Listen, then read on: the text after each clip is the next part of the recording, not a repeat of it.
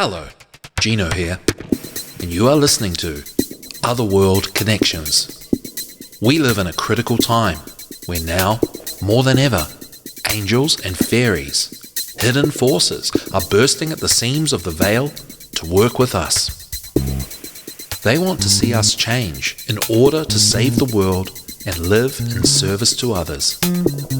So join me on a journey to empowerment and enlightenment with an angelic angle and a fairy focus, looking into ways to improve our current situation, morality, archetypes, solutions for self-healing, and spiritual sciences in light of theosophy and other occult traditions.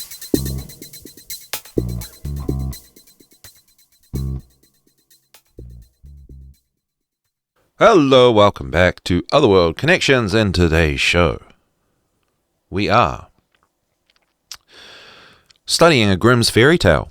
A Grimm's fairy tale that involves the murder of a Jew. True story. Well, it's true that the story is about that. Oh, you were just listening to Crosstalk with Sarah Cross, and she's on for 2 hours now, so you can check her out on Wednesdays, 1 p.m. to 3 p.m. Eastern Time, Studio A, Revolution Radio. And just a reminder that you can find the link to anything I read or refer to during the show in the description of this episode once it's published on my website, thesecretkindergarten.com, which has all the other stuff that I do for kids and families. And my YouTube channel and my YouTube channel, otherworldconnections.substack.com, Odyssey, Rumble, and given up on BitChute. Some reason BitChute doesn't like me. Okay, getting banned for the first 4 years of my content creation on YouTube was one thing, but BitChute not liking me? Oh man, I must be doing something really wrong. Oh well. So, this show is about figuring out what we should do, as in personally, as an individual, to help every individual find out what they are supposed to do, why they are here, and what is better to do in situations that we have to deal with, and how to heal, how to change, and how to achieve goals, how to create goals, how to come up with goals and live successful lives of service. And it's not a brotrepreneur thing at all, because if it was, I would be a liar, because I am broadcasting from a shack in the middle of nowhere in New Zealand. So this is about living successful lives of service by making otherworld connections, turning us back into the human beings that we have the potential and the power to be. Okay. And, fairy tales play a big part in that, and that's why we study them here on Otherworld Connections, and I read them on The Secret Kindergarten Show, which you can tune in for families and children. Tune in to Revolution Radio, Studio A, 2 p.m. Saturdays, Eastern Time. For a kids show that has the content that is educational for everybody, especially for adults to learn about the kind of things you should be doing with children. All right. The bright sun will bring it to light. It's a Grimm's fairy tale. Let's read it. A journeyman tailor was traveling around and practicing his trade. However, at one time, he could not find any work and became so poverty-stricken that he did not have a single farthing for food. Just at this point in his travels, he met a Jew, who he thought probably had a lot of money with him. So he dismissed God from his heart, went straight toward the Jew, and said, "Give me your money, or I'll strike you dead." "Spare my life," said the Jew. "I don't have much money." Just 8 farthings.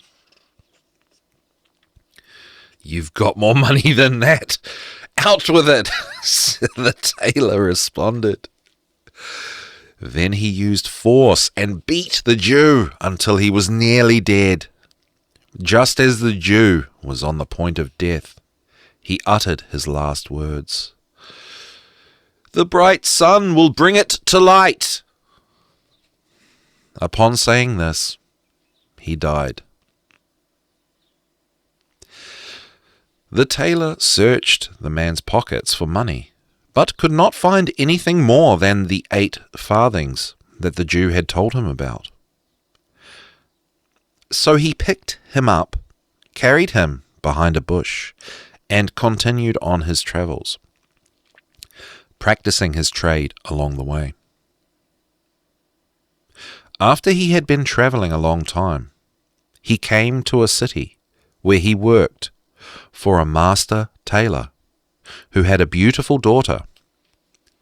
He fell in love with her, married her, and they had a good and happy marriage. Sometime later, after they had already had 2 children, the father-in-law and the mother-in-law died, and the young couple had the house to themselves. One morning, as the man sat at the table in front of the window, his wife brought him some coffee. He poured it into a cup and was about to drink it, when the sun shone upon the coffee and cast a reflection on the wall so that the little rings flickered here and there. The tailor looked up and said, "Ah, yes. The sun wants very much to bring it to light, but it can't." "Good gracious, my dear husband," said his wife, "what's that? What do you mean by that?" "I can't tell you," he answered. But she said, "If you really love me, you must tell me." She spoke very sweetly, swore she would never tell a soul about it, and gave him no peace. So he told her how, many years ago, he had been traveling around in rags and without money, when he met a Jew and killed him. Then the Jew had said in his death throes, "The bright sun will bring it to light." Now the sun wanted to bring it to light, and had cast its reflection on the wall, where it made rings, but it was not able to bring it to light.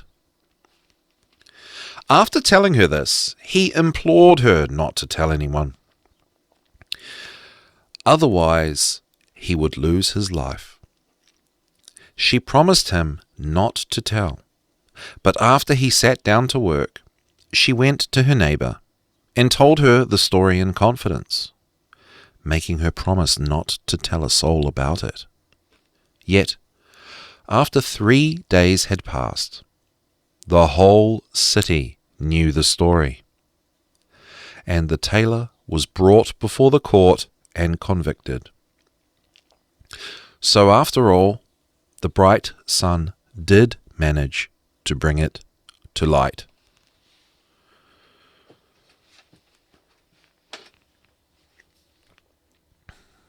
You ever heard that Grimm story before?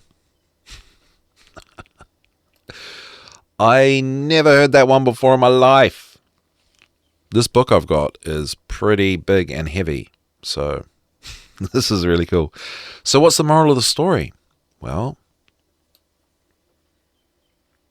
we're going to decode it. And the decoding is that you can never trust a woman, and the Jews always win. I'm just kidding. Oh, terrible joke. But hey, we're going to look into this because here's the thing. So far, and we're going to keep going with these fairy tales because there's the sort of obvious meaning there. That's kind of like an overt, moral lesson, right? Obviously not to kill. And that it comes back to catch up on you, right? Cause and effect. And that you can't really avoid. Like, the truth always comes out, right? So that's like the overt story. But with these fairy tales, they are very carefully crafted, and the symbols inside the story, and in this one we have a Jew, we have a journeyman tailor, we have a murder, we have the number 8 for the farthings that he found, we have coffee, and we have the sun, of course, and the sun and the coffee are part of the same scene. We have the number 3 for the how many days it took for everybody to find out. So all of these symbols are woven carefully together by the storyteller, or the story by the author of the story, from way back when, to have a symbolic thread. Now, there are multiple meanings to every symbol, so we as humans are subject to it, but that is part of the point of it. And so, as I decode it, it will have an Otherworld Connections flavor to it. And the meaning of the story on the outside is what it is, and the meaning on the inside, well, there are different levels in which it can be read. And we're reading it at the level at which I'm reading it at. So let's have a look. So I will be using Stephen Older's 2012 book, Symbolism, A Comprehensive Dictionary. And why? Because it's comprehensive. It's very comprehensive. It's just about a one-stop shop. Just about. Yeah, fantastic. Like, you know.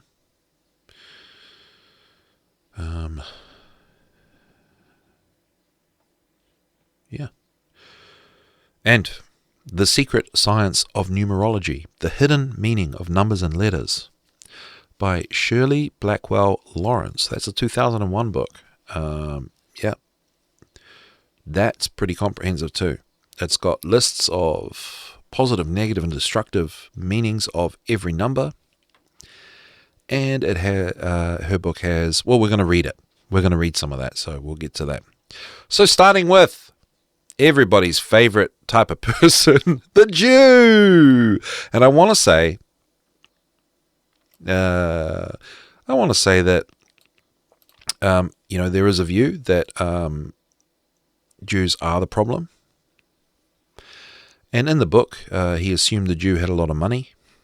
And, okay, so there are generalizations and connotations to all different types of people, right? Different groups of people. I guess I just personally want to share my view is that if we removed all the Jews, if we got rid of all the Jews, what would become of Hollywood?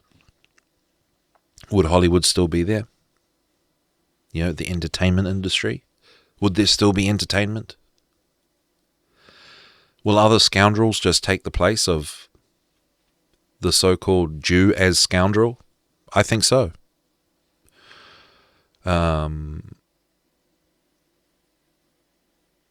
I've met very greedy people that are not Jewish. I've met Jewish people that were the opposite of greedy. I couldn't believe it. They were still smart and annoying. Oh, man. Oh, I'm going to get myself banned from, I don't know, the internet or something. But they were the opposite of greedy. No, they weren't. Well, they were kind of annoying, but everyone annoys me. Sorry. And they were really smart. So anyway, Julia's probably going to come in and bang on the door and tell me to change tact in a minute. But hey, the whole point is these fairy tales, these stories, they get banned. They get deleted because they're rich in symbolism. And with symbolism, with a symbol, you look at it and you judge it and you explain it from it itself. So a Jew symbolizes something, and a Jew symbolizes, in the Christian sense, it symbolizes avarice. the Jew symbolizes extreme greed. Now, does that mean every Jew is extremely greedy? Well, I don't know. I haven't met every Jew. Are other people extremely greedy? Heck yeah. Most people I meet are extremely greedy. Most people may as well be called a Jew. I call lots of people Jews. I call lots of people that I don't know any Jews. There's hardly any Jews in New Zealand, but it's so funny. Guys, we're talking about symbolism here, and I think this is important. So, the Jew symbolizes avarice. Julia's writing a message. Let's read it out.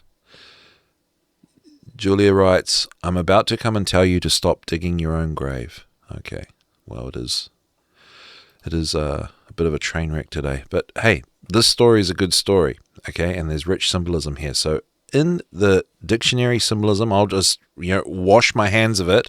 Stephen Alder, the author of Symbolism, a comprehensive dictionary, said Jews symbolize avarice.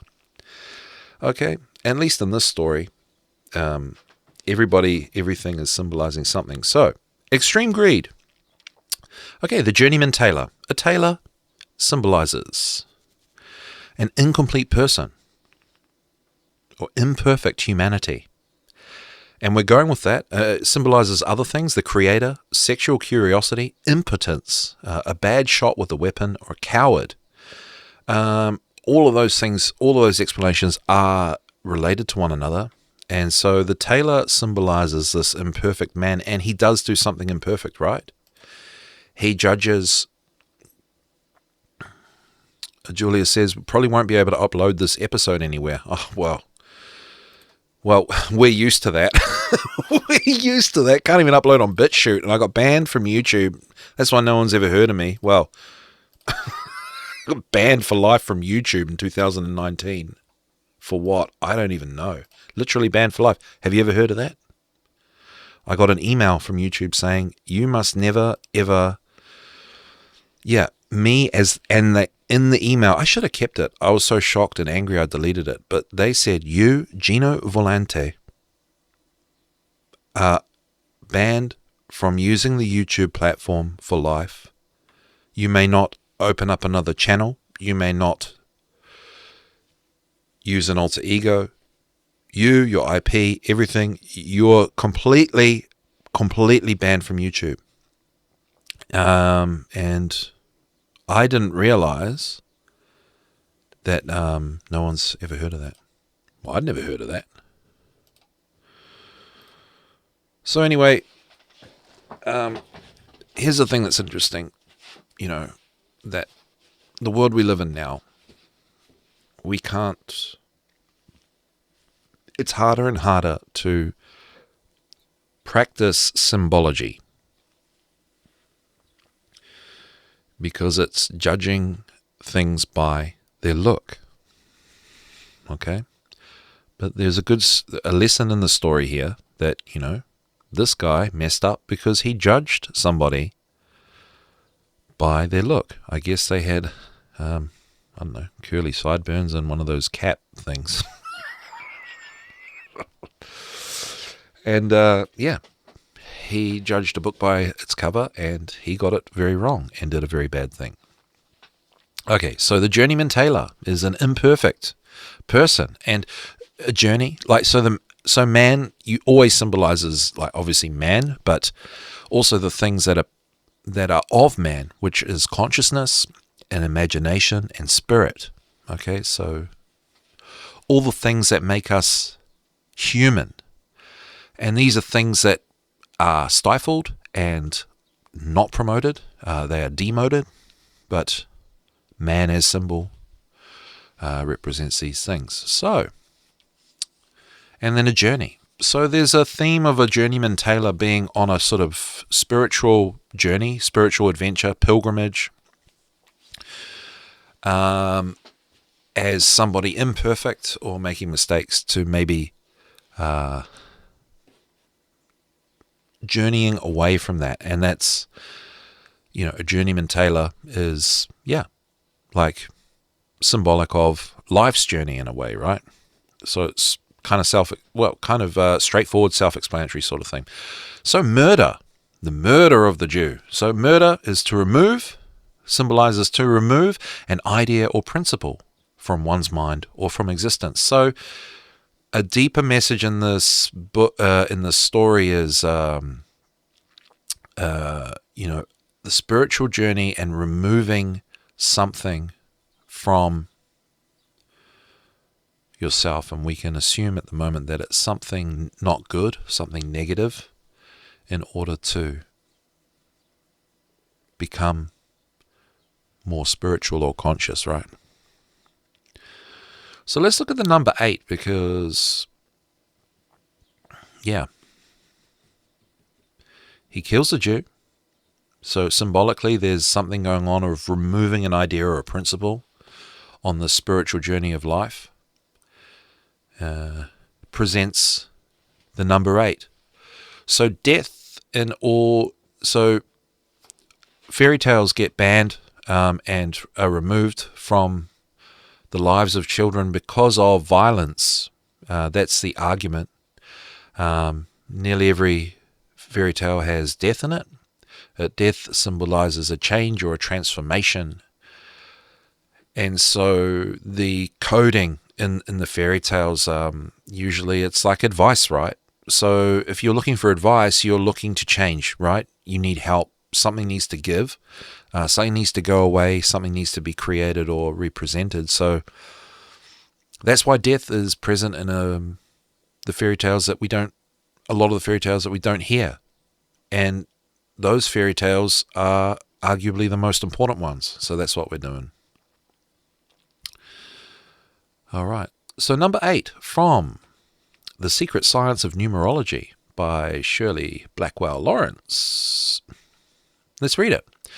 So number 8 says, I'll work hard for nice things. The 8 represents the law, as above, so below. This vibration understands the earth and the intellectual plane. All right, so correspondence is there. That's the law of correspondence. So the vibration under the stands the earth and the intellectual plane. This means it can take an idea and make it work on the material level. Both 8s and 3s are strong personalities, but 3s are more extroverted. They are the performers, while 8s are more conservative and are the business people. The 3 is 8 with the left side removed. It is like 2 half moons letting their light shine. Personality plus, humor, fun-loving, the 8 is enclosed. Self-contained power. The 3 will spend on impulse, and 8 will save, and is good with money. So perhaps it's saying to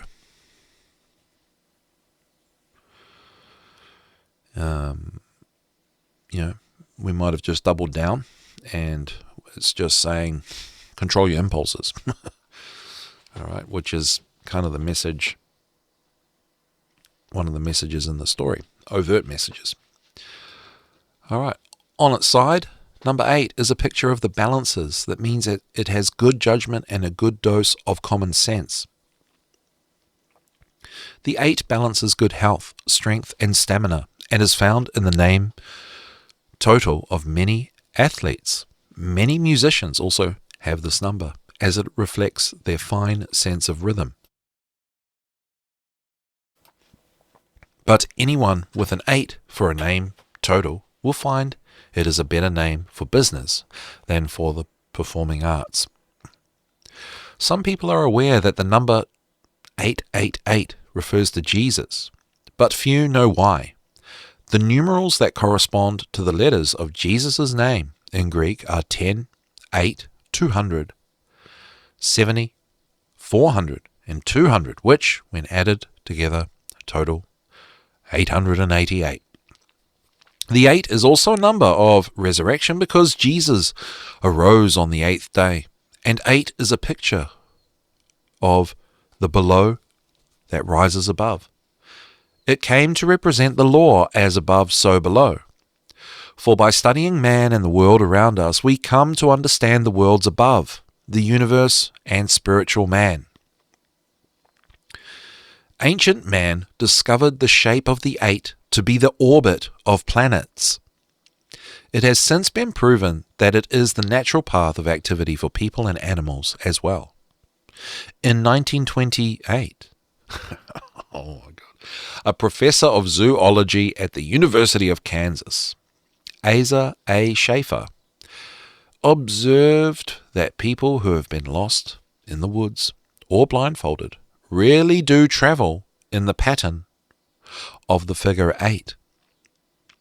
So do swimmers and drivers who have been blindfolded, and pilots who are lost in a fog. All will travel in spirals. Schaefer concluded after many experiments, which included animals and even amoebas, that spiral motion is a universal property of living matter in form. Pythagoras called the 8 light and darkness. The darkness is the selfish, material-minded money maker, and the light is the spiritual-minded who offer light to those in the dark.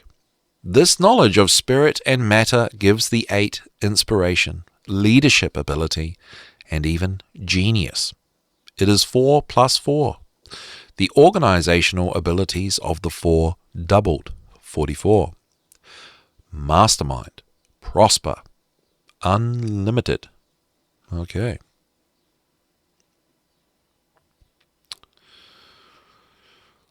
So, as a positive, we've got ambitious, capable, dependable, efficient, executive ability, fine leadership abilities, good at starting projects and getting others to finish, good judge of character, good judgment, handles money wisely, likes nice things, makes a good boss, musical and or athletic ability, organized, physical stamina, practical, prudent, realistic, sets goals, successful. And setting goals is a human thing, and it's a prefrontal cortex thing, and it's the part of the brain that is under the most attack of humanity. So successful is what I'm going with for this. So let's just quickly, I just want to quickly say that the murder is eliminating an idea or removing an idea or removing a principle from one's mind or from existence. So removing something, getting rid of something in order to be successful. So these stories about death are underneath. Underneath, there's a positive symbolic message, story going on there. And I think, the story is for the children to magnetize to, because of the underlying principles, and the underlying messages and principles are for the adult reading the story to know and ideally live by, in order to transfer that mindset and way of living and those values onto the child. And that's how the freedom in living under natural law is created and maintained. I think that's like it in a nutshell. So negative meanings of the number 8.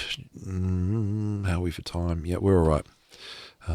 Negative, careless with money, hard, impatient, materialistic, needs philosophical study, pushy, represses feelings, thoughtless, destructive, abusive, cruel, demanding, ignorant, intolerant, no feelings for others, revengeful, schemer, temper, uncultured, and unscrupulous. And I will say, isn't it interesting that a lot of the things I've said here can be assigned to the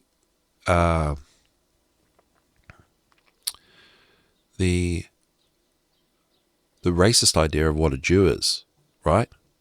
People that hate Jews speak of qualities that attributes that quote-unquote Jewish people have are number 8 things. So, I just don't think this is a coincidence, and that's why we do this. Okay, so coffee. So he has a coffee. He's doing well in life. He's married and got a house and da-da-da-da-da. Everything's in the past. And the coffee. He has a cup of coffee, and that's where everything starts to change. Coffee is about balance. I just want to read a little bit about coffee. Okay. It's kind of a face value thing, right? We all need our coffee in the morning. Is it a pick-me-up? Well, pick me up. If you think about pick me up, well, you're on the ground. You need to pick me up. You need to just get back to balance, as in standing on your 2 feet, back to zero, back to what is. Yeah.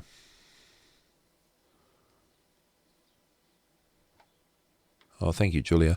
You're doing a good job if people can go through the cringe moment. Well, I think it can't be an Otherworld Connection show without the cringe moment. At least we're not talking about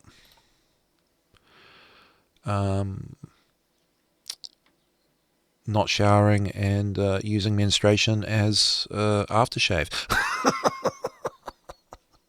As a deodorant, like the other day. Anyway, I just brought a bit of cringe back there. So, coffee. So, from treespiritwisdom.com, fantastic website. Obviously, you guys, trees are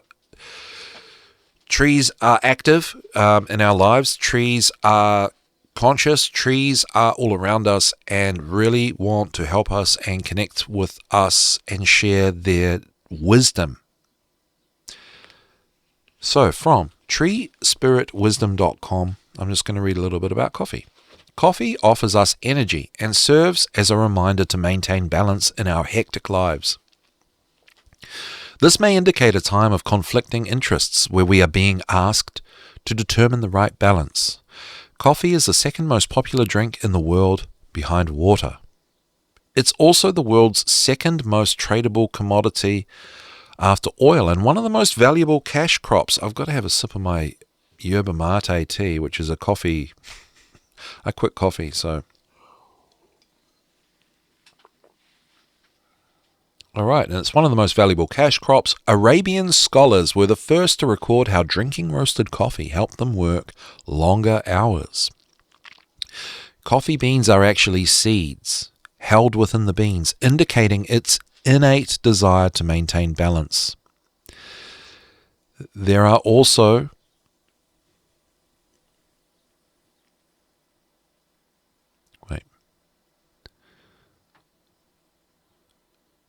coffee beans are actually seeds held within the cherries of the coffee tree. Each cherry contains 2 seeds or coffee beans. And guess what?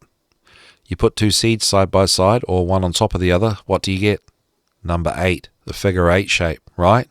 2 circles on top of each other. See, fairy tales are just, oh my gosh, like, I want to meet the people. I want to go back in time and, I want to see these being written. I really do. So the coffee beans indicate its innate desire to maintain balance. There are also only 2 primary species of coffee. Coffee Arabica, Arabian coffee, represents 60% of the global production, which was first cultivated in the forested mountains of Ethiopia and Yemen during the 12th century. The other 40% is coffee Canephora, Robusta coffee, which is native to Central and Western Africa. Until 50 years ago, both of these evergreen species were grown almost exclusively under the shade of larger trees in the tropical rainforests of the Middle East, Africa, the Americas, Asia, and India. Due to increasing demand, coffee is now grown on nearly 25 million acres of land throughout the world. In the 1900s, the coffee industry began deforesting millions of acres of rich, biodiverse rainforest to increase production and profits. They began switching to sun-grown methods of farming to produce larger trees with higher yields and high density. The environmental impact has been devastating. Sun-grown coffee requires more fertilizers and cuts the lifespan of a coffee tree in half. This has proven to be an unsustainable model as the industry grapples with finding the right balance of shade and sun. Arabica beans, considered the premier coffee bean, contain 1.5% caffeine, have less acid, and offer a smoother flavor. That's a coffee lesson here today. Robusta coffee beans contain 2.7% caffeine. Hook it up! With a stronger, bitter flavor. Numerous blends have been created as producers try to balance the increasing demands of discerning consumers with the environmental benefits of growing sustainable coffee. Hipsters, look out. Message: the coffee tree teaches us to find balance in all aspects of life. If we are focused on making money at the expense of our health or the world around us, then what good is the money in the long run? Coffee is reminding us. See, we're talking about money here again with coffee. All the symbols in this story are woven together.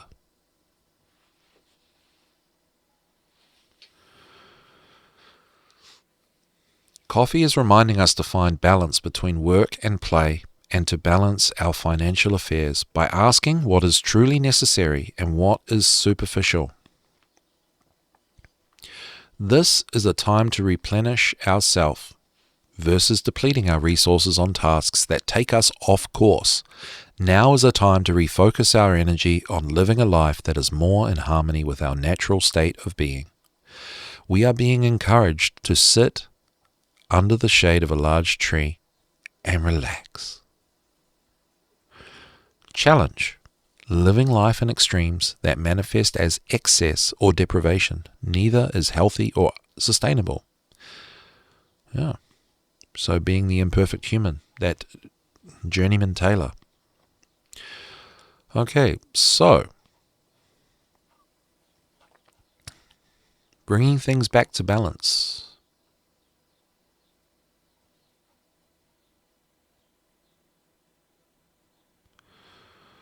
So, getting rid of something imperfect, eradicating something in order to be successful.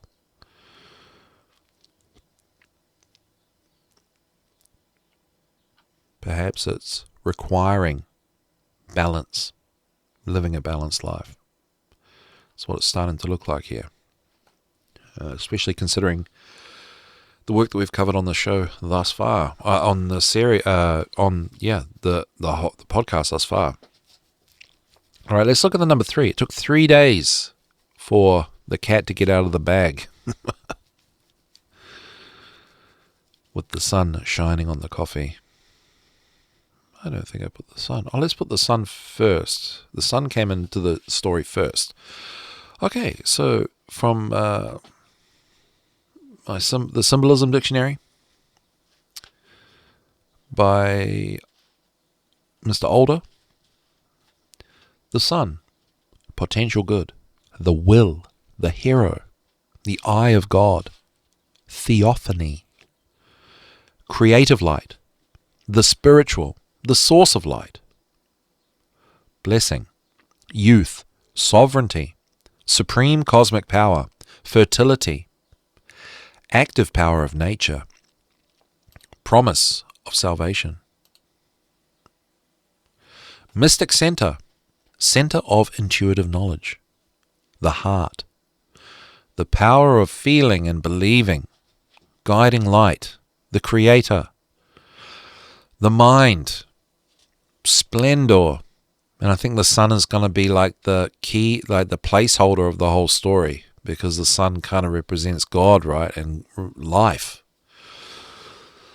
Guiding light, the male, the creator, the mind, splendor, magnificence, authority, heaven, paradise, life and earth, renewal of life through death, renewal of life through death, renewal of life through eradicating something.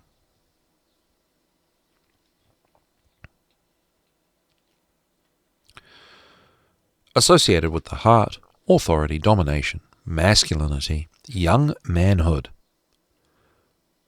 Sunday, Leo. The archangels Michael, Raphael, Zerachiel, attribute of solar gods. Truth personified. All right.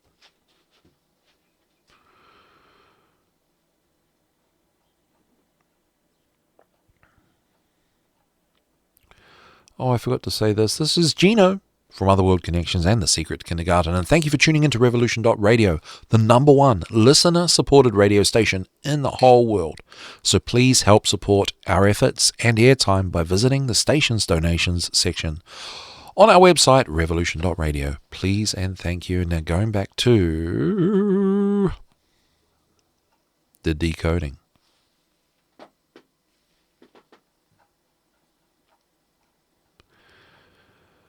All right, where am I?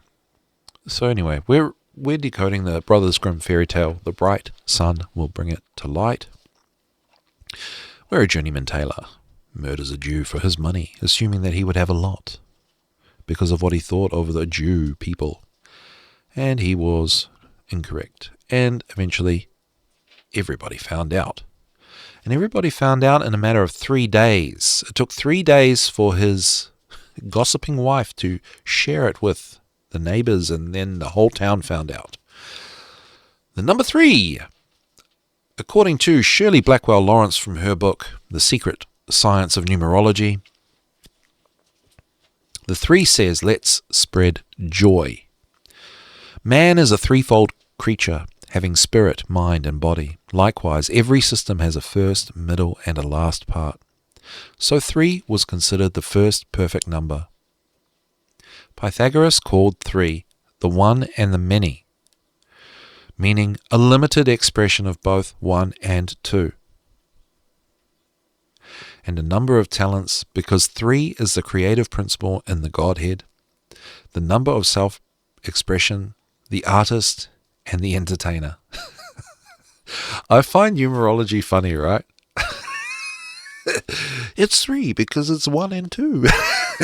That's why. That's why it's the God. Like,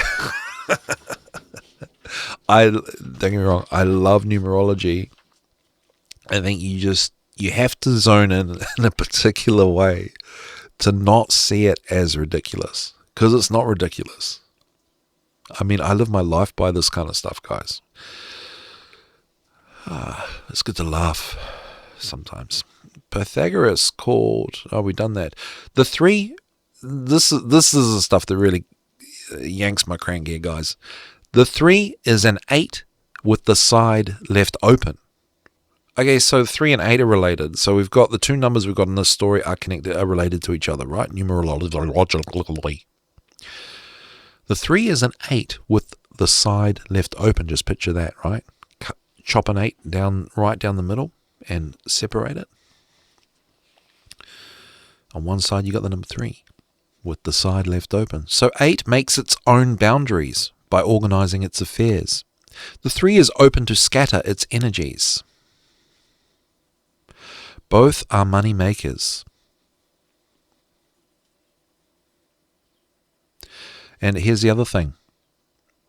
He broke his boundaries and shared the information, which is the number 3. He scattered that out.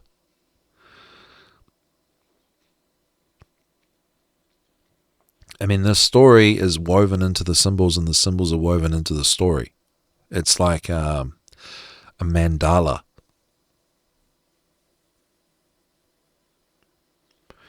And things that are like a mandala are where the kids need to be, where young children need to be, because they're like a mandala. I hope that makes sense. Yeah. Both are money makers, but 8 strives to keep money growing. The 3 doesn't want to think about organization, but do as it pleases. It wants fun, not work. Okay, the number 3 has positive attributes.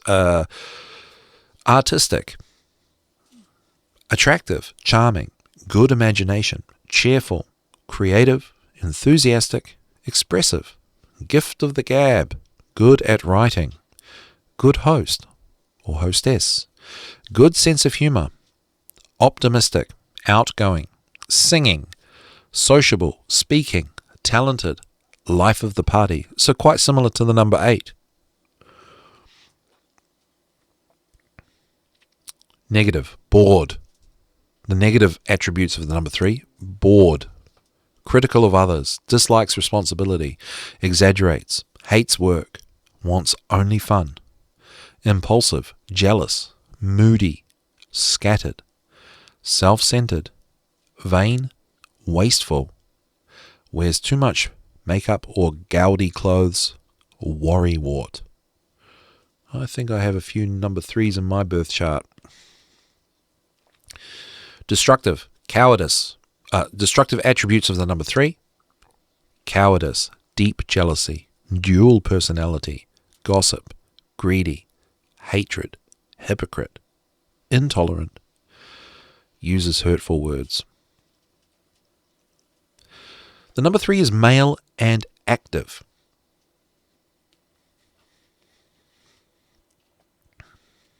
All right.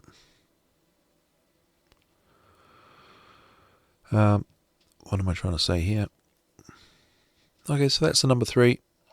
What are we going to take from the number 3? We are taking... Okay, 3 is optimistic, okay?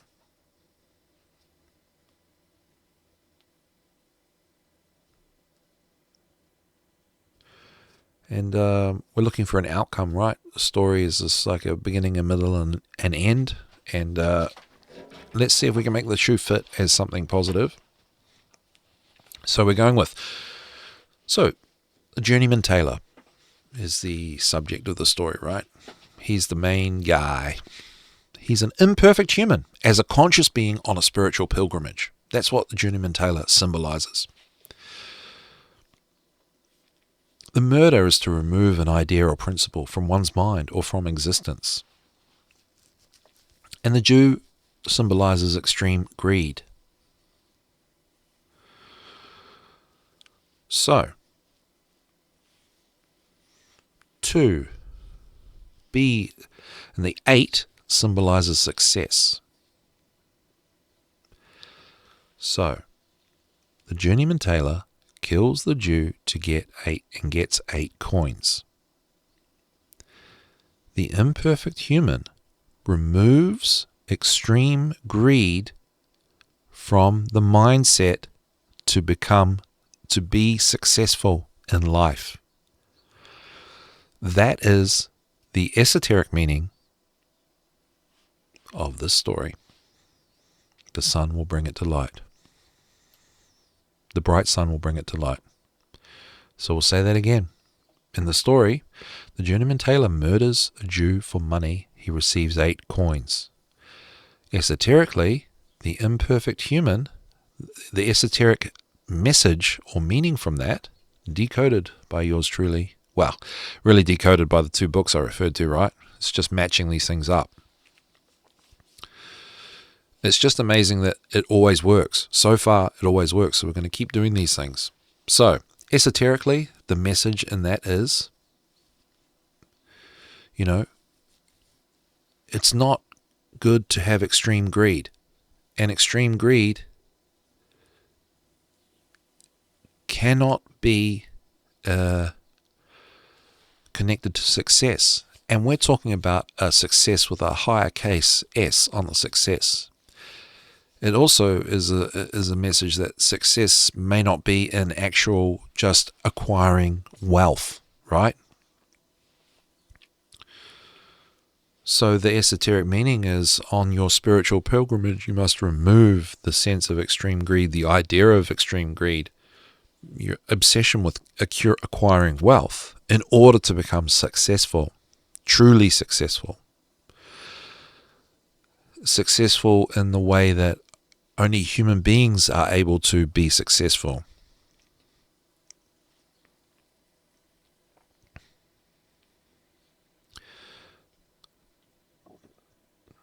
He has a coffee. The sun shines on the coffee. The sun representing sovereignty. Because we're talking about success that's not really to do with money. So we're talking about freedom. We're talking about achieving goals that help others, right? All the things that are really human and freedom oriented and that are love based, right? And the coffee is about maintaining a balanced life.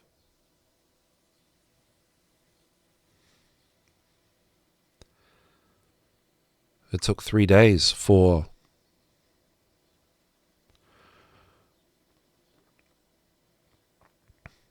the truth,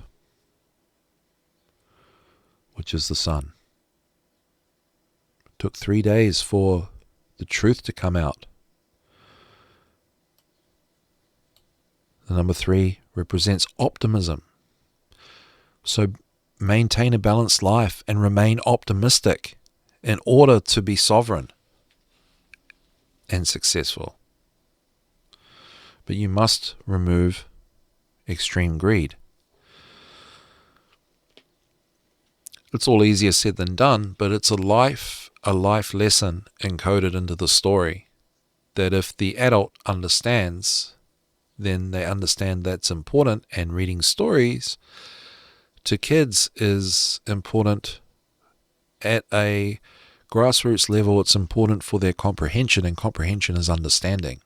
And for the world to change and for us to get out of slavery and to be free, we need to have an understanding of things. And we obviously have to understand our rights, our natural rights, and we also have to understand how to go about life, which we're not taught in schools. We're just indoctrinated into being told what to do by other human beings. And that system was created by, well, okay, I'm not going to say Jews. I'm not going to say that. I'm not going to say reptiles either. And they're not the same thing either. Oh my gosh, I'm making myself laugh. Created by other people, whether they're evil or good. We want to follow God's ideas. We want to follow creation's ideas, universal ideas. The collective being the universal. Not the collective being communism or something like that, okay?